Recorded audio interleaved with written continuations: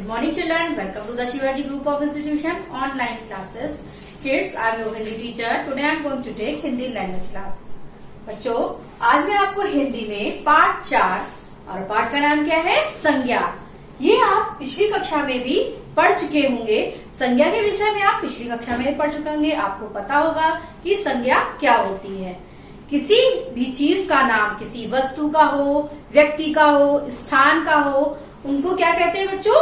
संज्ञा कहते हैं। यानी नाम वाले शब्दों को क्या कहते हैं? संज्ञा कहते हैं। तो चलिए हम लोग आज संज्ञा के विषय में पढ़ेंगे। सभी बच्चे अपनी हिंदी लैंग्वेज की स्वरांजलि खोलेंगे। पेज संख्या 19 यानी 19, पाठ 4 संज्ञा। सबकी पहचान होता है एक नाम, बच्चों वही कहलाता है संज्ञा ज्ञान। जो सबकी पहचान होती है यानी सबका जो नाम होता है वही क्या होता है? संज्ञा होती है। जैसे आपका कोई नाम होगा, मेरा नाम है, तो ये सब क्या है बच्चों? संज्ञा के अंतर्गत आता है। किसी भी चीज का नाम, चाहे वो जगह का हो, स्थान का हो, वस्तु का हो, व्यक्ति का हो या भाव का हो, वो क्या कहलाता है? संज्ञा कहलाता है। संज्ञा। प्रेरणा और हिमानी देहरादून में रहती हैं। इस वाक्य में बच्चों प्रेरणा और हिमानी व्यक्ति का नाम है यानी कि लड़कियों का नाम है, तो ये क्या है? संज्ञा है। देहरादून, देहरादून स्थान का नाम है, तो ये भी एक संज्ञा है। दोनों ही कक्षा में पढ़ती हैं। इसमें कक्षा क्या है? जगह है, क्लास, उसमें भी क्या है? एक संज्ञा है। दोनों में बचपन से अच्छी दोस्ती है। बचपन क्या है? भाव का नाम है, तो ये भी संज्ञा है। दोनों स्कूल बस में एक साथ विद्यालय जाती हैं। बस वस्तु का नाम है, विद्यालय एक जगह का नाम है, तो ये भी संज्ञा है। उपरोक्त वाक्य में प्रेरणा और हिमानी व्यक्तियों के नाम हैं। देहरादून कक्षा और विद्यालय स्थान के नाम है। स्कूल बस वस्तु का नाम है और बचपन और दोस्ती भाव के नाम है। ये सभी संज्ञा शब्द हैं। नाम को ही संज्ञा शब्द कहा जाता है। ये मैंने आपको भी पहले भी बताया है कि किसी भी चीज का नाम है तो वो क्या है? संज्ञा होती है। और संज्ञा की परिभाषा क्या है बच्चों? किसी प्राणी, वस्तु, स्थान या भाव के नाम को संज्ञा कहते हैं। जैसे रामायण, गाय, गंगा, बचपन आदि। संज्ञा की परिभाषा क्या है? मैं एक बार फिर से रिपीट कर रही हूँ।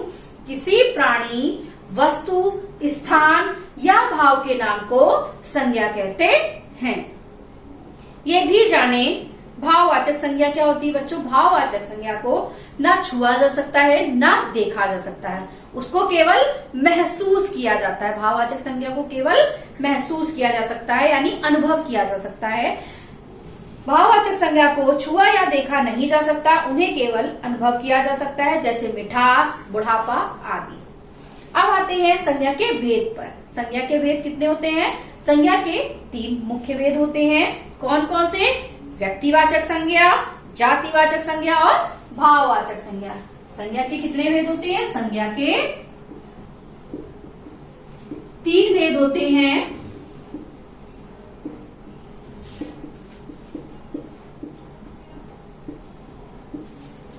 पहला है व्यक्तिवाचक संज्ञा,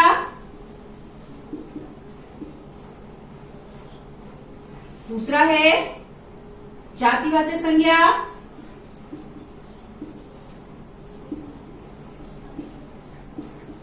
और तीसरा है भाववाचक संज्ञा।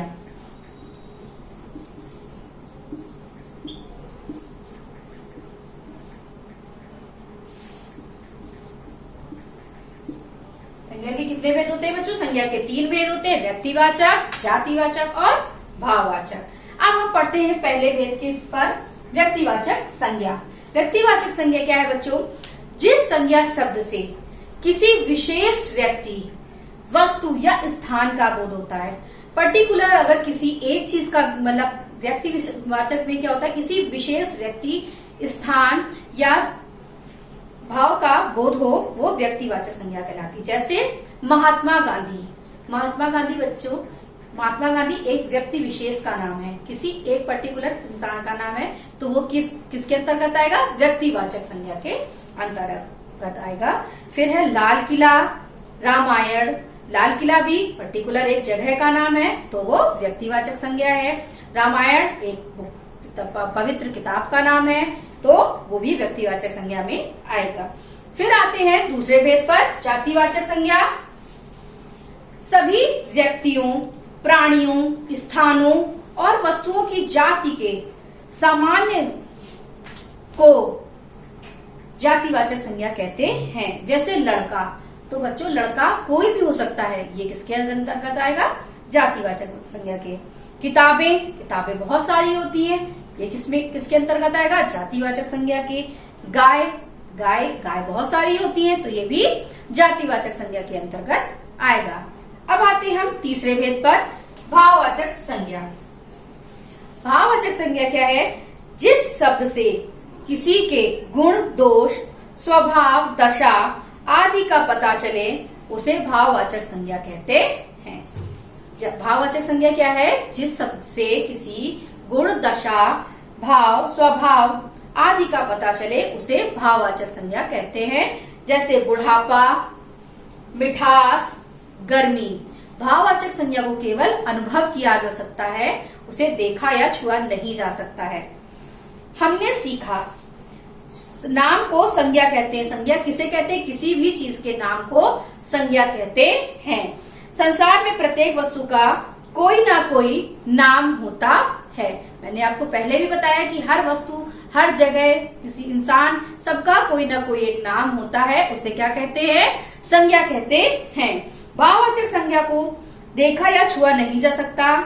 भाववाचक संज्ञा शब्दों को केवल अनुभव किया जा सकता है और संज्ञा के मुख्य 3 भेद होते हैं। अब आते हैं हम इस पाठ के अभ्यासकार पर। अभ्यासकार पेज संख्या 21 पर। अभ्यास 2, सही विकल्प चुनकर सही का निशान लगाइए। अभ्यास 2 है, सही विकल्प चुनकर सही का निशान लगाइए। का है संज्ञा के मुख्य भेद। का है संज्ञा के मुख्य भेद। तो इसमें ऑप्शन आपको दिया है, पहला 4 भेद हैं, दूसरा 3 भेद हैं, तीसरा 2 भेद हैं। तो इसमें कौन सा ऑप्शन आपका सही है? 2। संज्ञा के 3 भेद हैं। आप किस पर टिक लगाएंगे? 2 पर संज्ञा के 3 भेद हैं। उसके बाद खा है संज्ञा किसी के। इसमें ऑप्शन है, नाम को कहते हैं, काम को कहते हैं या गुण को कहते हैं। तो इसमें कौन सा ऑप्शन सही होगा बच्चों? मैंने आपको बताया संज्ञा किसी के नाम को कहते हैं, तो खा में नंबर 1 सही है। नाम को कहते हैं।